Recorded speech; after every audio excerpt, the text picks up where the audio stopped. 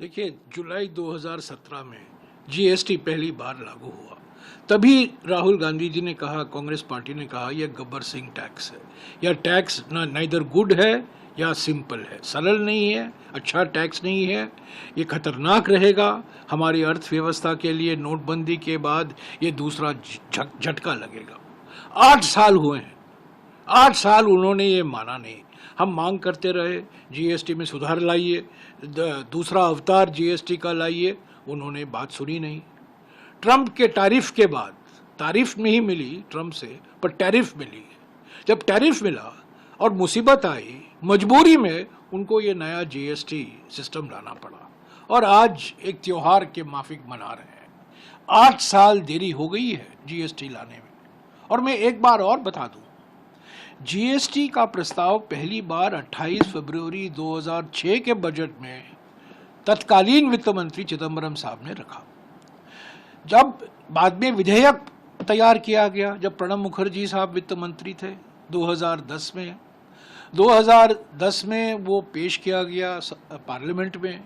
वो स्थायी समिति में गई। स्थायी समिति की अध्यक्षता तब के बीजेपी नेता यशवंत सिन्हा कर रहे थे।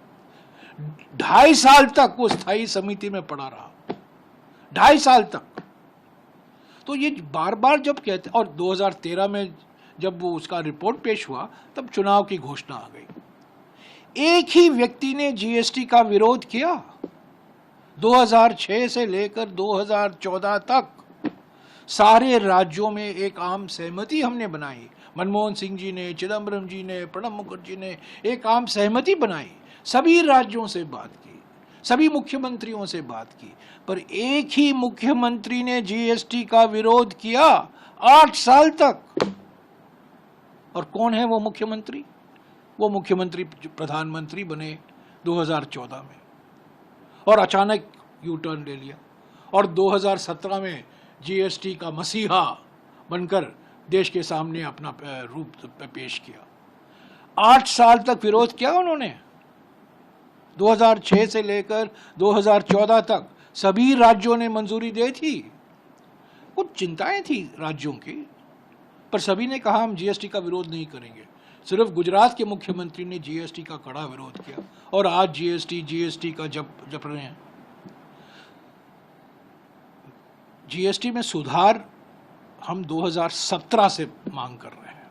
अभी जो सुधार हुआ है सीमित सुधार है।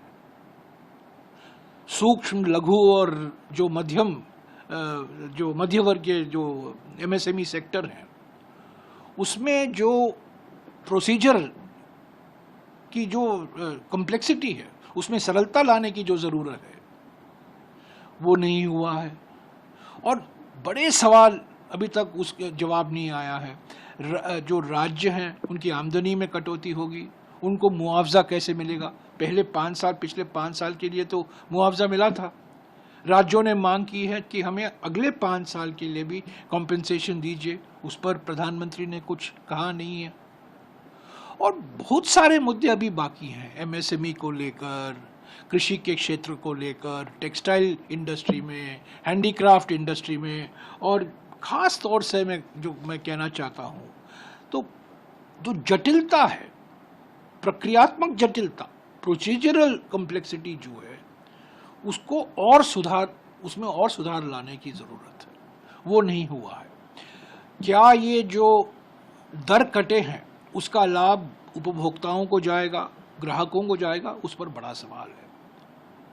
मुनाफाखोरी के खिलाफ जो प्रावधान जीएसटी अधिनियम में था, 2017 के अधिनियम में नेशनल एंटी प्रॉफिटियरिंग प्राधिकरण का प्रावधान था, उसको तो बंद कर दिया है, उसको तो समाप्त कर दिया है। तो ऐसा ना हो कि एक तरफ वोट चोरी और दूसरी तरफ मुनाफाखोरी। तो मुनाफाखोरी से भी हमें बचना है ना। ये जो दर की कटौती हुई है, क्या हकीकत ये रहेगी कि ग्राहकों को उसका लाभ मिलेगा, उसका कुछ फ़ायदा होगा, इससे निजी निवेश बढ़ेगा? ये सब सवाल उठते हैं। तो ये पूरा जीएसटी सुधार नहीं है, ये दूसरा अवतार नहीं है, ये 1.5वां अवतार है। हालांकि पहला अवतार बड़ा खतरनाक था, ये भस्मासुर के माफिक था, अर्थव्यवस्था को खत्म कर दिया था, कितने सारे ढेर सारे दर रखे गए थे और थोड़ी सरलता लाई गई है जो हमने मांग की थी। 8 साल से हम मांग कर रहे हैं।